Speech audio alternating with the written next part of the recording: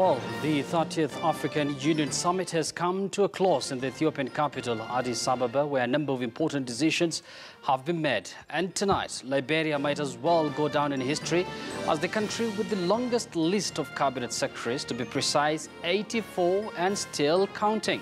Yes, you heard me right.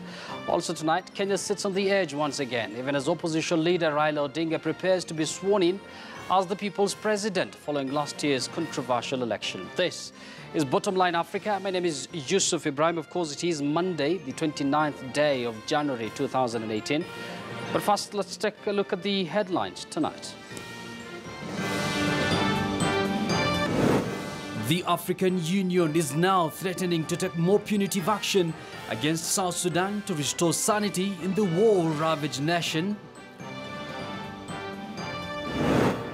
Water all around, but not in the taps. Residents of South Africa's seaside city of Cape Town brace for drier taps. China denies claims that it was spying on the African Union headquarters in the Ethiopian capital, Addis Ababa. And tonight, we'll focus on the African Union Heads of State Summit agenda at the ongoing ordinary session of the continental body.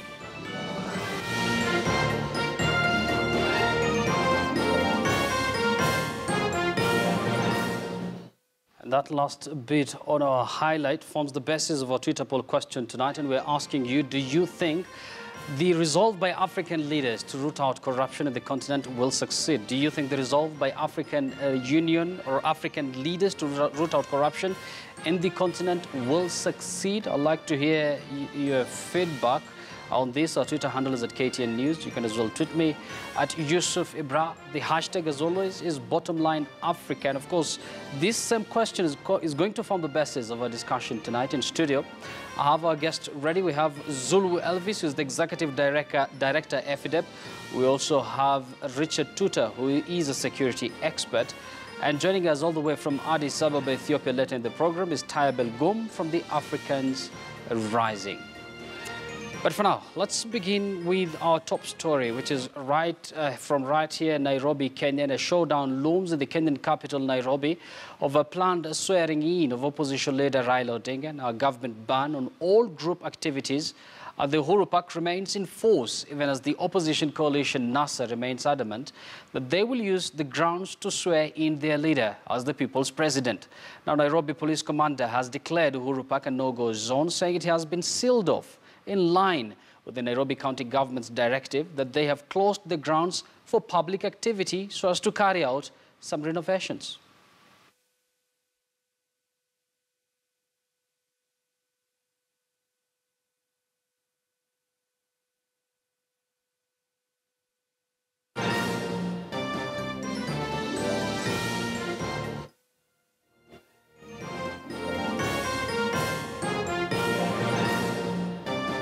Don't attempt causing trouble in this city.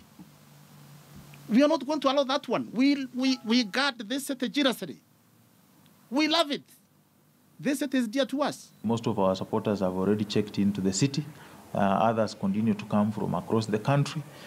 We expect that it will be a carnival tomorrow, a culmination of a celebration for the triumph of democracy over electoral impunity and fraud. Tomorrow, from where I sit, is just people who are involved in shenanigans. They don't know where they're coming from, where they're heading, and confusing their supporters. Once the oath is taken, these leaders will proceed to a designated seat of power to start executing their duties as heads of state and president consecutively. And still, in line with that story, of course, it is a developing story right here in Nairobi, Kenya. Another African leader, that is opposition leader, who saw himself in and believes he is the elected president in Uganda, is Uganda's Dr. Kizza Besigye. Now, our Kampala-based correspondent, Solomon Serewanja, spoke to Besigye, who lends credence to the swearing-in quest of Kenya's opposition leader, Raila Odinga. Now, let's listen in. Over to you, Solomon. A very good evening to you, Yusuf. And of course, we're keeping tabs on the stories making headlines here in Uganda. Tonight, we speak with Dr. Kizza Besigye, key opposition political figure here, who still controls masses and has a say in Uganda's politics. We just wanted to touch base on him, on what's going on in the opposition now. Dr. Kizza Besigye, thank you so much for joining us on KTN Bottomline Africa. Thank you very much, and as I'm sure you know that we contest the use of the word opposition because opposition refers to those who have not been preferred by the population to offer leadership. So how do you then describe yourselves? Well, we are a government that was chosen by the people of Uganda, as we have very ably shown. We have evidence to show that Mr. Museveni was not elected in 2016. We have evidence to show that we won. Indeed, as you may know, there is a case in court which sought to try me for treason for declaring that I won. I have gone to the court and said, yes, I declared that I won. So if it is a treason case, allow me to provide you with evidence. So we are in a territory where certainly, at the very minimum, there is contested leadership. So, Dr. Besigye, from this narrative, you are the president of Uganda? Well, I am not officially the president of Uganda, and I'm simply saying that officially the one who is there is a fraud. Simple. He stole an election. He came to power not through the choice of the people. He came to power through using guns. He has stayed in power using guns. There is Dr. Kizza Besigye speaking to Solomon Serewanja. We're going to run a full length of that interview tomorrow, and that is when we're going to discuss in detail the planned swearing in by NASA's leader, Raila Odinga. Be sure to tune into Bottomline Africa tomorrow, of course, right here on KTN News. Now, over to Addis Ababa. An African Union chief, Musa Faki, said Sunday that the time has come to slap sanctions on those blocking peace in South Sudan, one of the most intractable wars facing African leaders as they meet in Ethiopia. Now, the opening of the 30th Annual African Union Summit in Addis Ababa, Faki deplored the, quote-unquote, unbelievable cruelty and senseless violence of warring parties in South Sudan, which has been torn apart by conflict since December 2013, just 2 years after gaining independence. Tens of thousands have died and nearly 4 million South Sudanese have been driven from their homes, while millions are going hungry in a humanitarian crisis expected to worsen as the lean season sets in. Now, the latest casualties to the conflict are 2 Kenyan pilots currently being held by rebel soldiers. UN Secretary General Antonio Guterres pledges his support for any African initiative for a more robust response to the disregard of the truce in South Sudan. In African-led solutions for African problems, the UN is aligned with IGAD and with the African Union in relation to South Sudan. In the meeting we had yesterday, there is a very strong commitment of the IGAD, of the African Union, to both the need to guarantee the success of the revitalization forum in relation to the peace agreement, but also to make sure that the cessation of hostilities is respected. And it was clear that if it is not respected, tougher measures need to be taken. And we will, as UN, support the initiatives that the IGAD and the African Union will find adequate for that purpose. They are a union, our union, and they are seeing the suffering of Africans in their own country. They've been fighting for over 50 years. They got independence. Everybody supported the independence. And some politicians decided to be greedy. They want power. Power by all means. Then, you know, someone has to act. But I'm confident because the government wants peace. Yeah, that's my directive from the president. I want peace. Au Soudan du Sud. In South Sudan, how can we avoid repeating our lack of understanding over this senseless violence that the warring parties inflict with indesirable cruelty on a population that has suffered too much? The time has come to impose sanctions on those who obstruct peace. I renew the support to the African Union for IGAD. Now, elsewhere, the African Union launched a single African air transport market at the opening ceremony of the 30th AU Summit, which opened Sunday at the headquarters of the Pan-African Bloc in Ethiopia's capital, Addis Ababa. Now, Rwandan President Paul Kagame, who assumed as this year's AU chairperson, announced the launch. Kagame said a single air transport market will gain almost 300,000 direct jobs and millions of indirect jobs. Of the 55 members of the AU, 23 countries have signed relevant documents to construct the market. Bigger flagship project of the African Union Agenda 2063, the initiative of the AU to create a single unified air transport market, aims to liberalize civil aviation in Africa's an impetus to the continent's economic integration agenda. This is a major step forward for transportation. We are nearly ready to adopt the Continental Free Trade Area.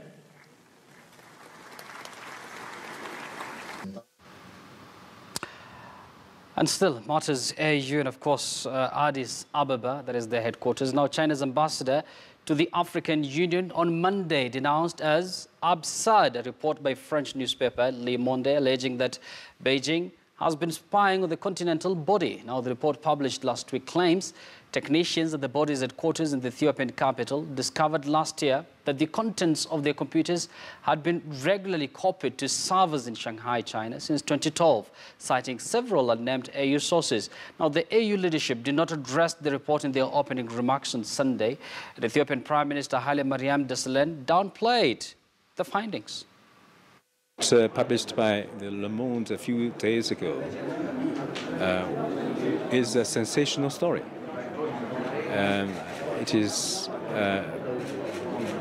preposterous, absurd, and I'm so surprised by the report and the contents especially. Le Monde is regarded as a serious French newspaper, and I think that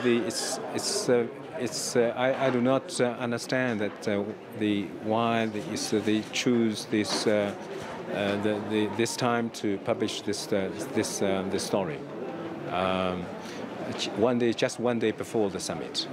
I think that I'm very suspicious of the timing of the report. There is nothing to be spied, because China-Africa relationship is very strong, and it's strategic. And it's comprehensive, so there is nothing to spy, and I don't believe that. Excellency. Now, over to the south of the continent, and reservoirs around Cape Town is in the grip of its worst drought for a century. They have gone largely unreplenished for more than 3 years in the absence of significant rainfall, and are about to run dry. Now, residents are now ordered to use just 87 litres daily, falling to 50 litres on February 1st to conserve supply. Now, for some residents of drought-stricken Cape Town, the prospect of the taps running dry is almost too much to bear. For others, the thought of queuing under the scorching summer sun for a meagre daily water ration will be a necessary evil to keep their businesses solvent. But the day currently focused for April 12th has been creeping closer, brought forward by the city's excessive consumption, despite repeated public warnings from increasingly panicked officials. On day zero, as it is called, the ordinary water supply will be shut down and taps will run dry. That's one's emotions and one's mind. It's therefore important that all users play their part in reducing water consumption. The agricultural sector has made a commitment to make sure that they explore innovative solutions as advised by some of our institutions of higher learning, CSIR, as well as the Water Research Commission, so that then there is adaptation to the realities of climate change. To partner with organized formations, we must depoliticize the drought challenges in the Republic of South Africa. Water knows no ideology. It knows no political affiliation. Trying to pass the buck, somebody should take responsibility. It's total mismanagement. It's driven by chaos. They've now got this campaign is really being driven by fear. The city is completely mismanaging the water. They're not fixing the leaks. They're not reducing the pressure in the pipes. They are rolling out water management devices that they know are defective, and they've got no plan. The springs, they're not allowing people access to, so they are strangling the water supply. Still in South Africa, artists and family gathered in Johannesburg Sunday to pay tribute to jazz legend Hugh Masekela, who died last week following a battle with prostate cancer. Masekela's burial is scheduled for Tuesday, a week after he died aged 78. His death triggered an outpouring of tributes to his music, his long career and his anti-apartheid activism. Those who spoke hailed his activist contribution to music, which was contained in the minds of memory of millions. Now, South African singer Johnny Clegg described Masekela as an outstanding musical pioneer and a robust debater, always holding to his South African roots. President Jacob Zuma praised Masekela as a jazz artist, legendary trumpeter, cultural activist and liberation struggle veteran. The time has come to celebrate our Hugh Masekela, the son of the African soil. And how do we celebrate Ramapolo Masekela?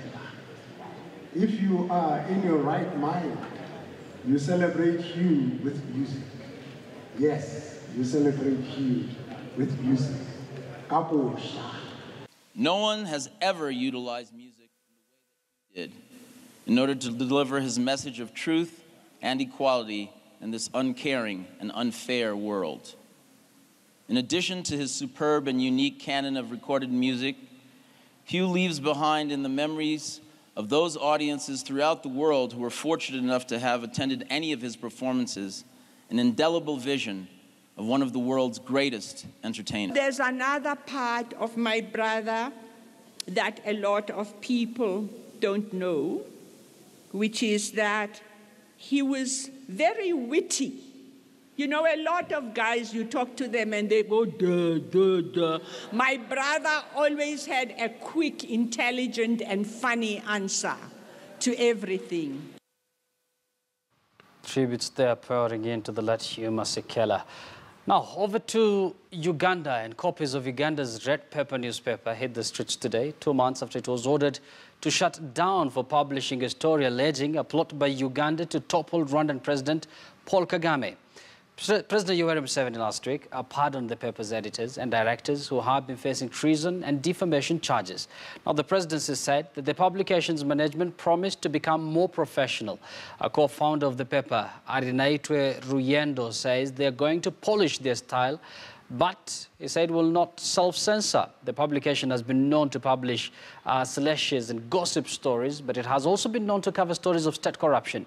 The paper led with its own story of being brought back from the dead.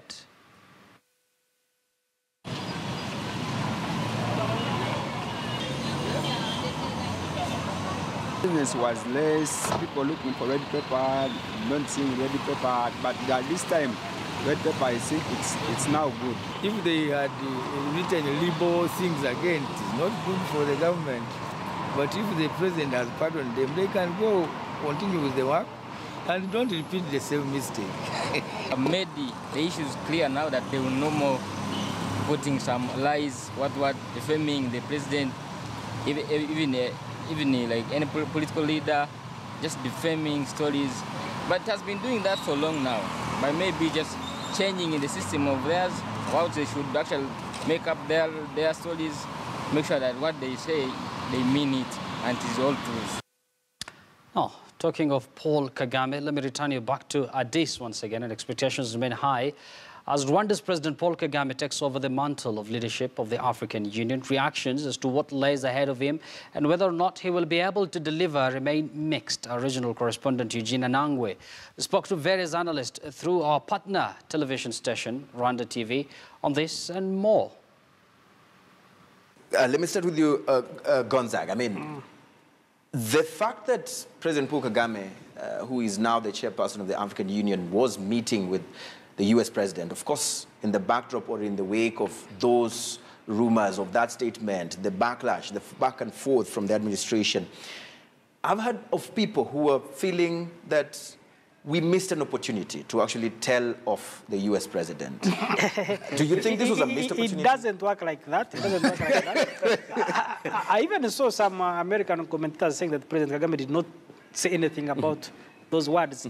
But the meeting was more important to Trump than to President Kagame because the optics were very important to recover his reputation, if he believes in that. But I think his advisors, Tillerson and HR McMaster, who played a part in organizing this meeting, knew that it was important that the president be seen that, and as he said, that it's an honor to meet the chairman of the African Union, President of Uganda. Right. Secondly, President Kagame has enjoyed good relations with the United States. So from the Clinton years, Clinton came here, Bush came here, he met Obama severally.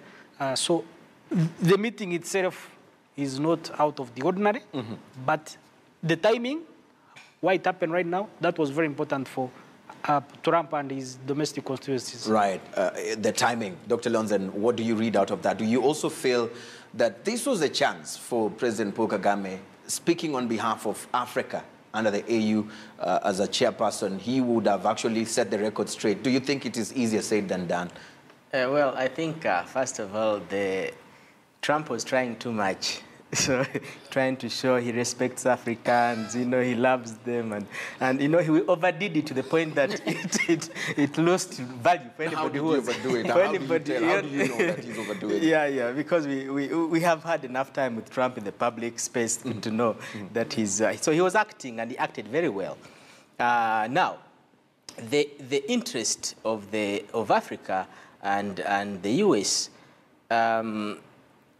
Africa does not need to antagonize the United States because the United States, the fact is, it is a superpower that it is better to collaborate with than to antagonize. Yes. On the other hand, the United States also needs, for strategic reasons, you know, it has its war on terror through Africa. It has the resources it gets from the continent. So the strategic influence the US wants in Africa, it is also important that it carries itself the way it did. And Trump, through either his advisors or himself, at least America as a state understands the importance of President Kagame in his role as the chair of Africa. So he had to respect him, even if he didn't respect him from personal preference, but as a strategic interest of the United States. The Chinese are making headway in Africa, Turkish, and probably the Russians will be coming and so forth. So the struggle for Africa is taking place, so they're scrambling for us once again. And it is important that America remains influential, and having Kagame on his side is very helpful. Very helpful. I mean, Gatete, in your own views, as Gatete views, do you really think, as Dr. Lonzen says, that there was too much acting on the part of Donald Trump? And as you answer that, if listening keenly to President Kagame, his short statement right there, what do you think you'd have expected him to say that he did not say? So, three things. One, acting. Yes, Trump overdid it. Trump being humble and speaking from a place of humility and with a humble voice, and it's quite interesting. But I think it's the right penance for the alleged utterances that he did. So it kind of, it was way of apologizing. But, so that's number one. Number two, this meeting should not be based or only premised from remarks that were made, you know, remarks of insults and so on. There is so much Americans and Africans share to be only defined by this controversy that's happening. Thank you, Eugene Anangwe, for that discussion. Of course, we're going to have our own studio discussion shortly, which has everything to do with the AU summit. But just a reminder of our Twitter poll question, and we did ask you earlier, do you think the resolve by African leaders to root out corruption in the continent will succeed? Do you think the resolve by African leaders to root out corruption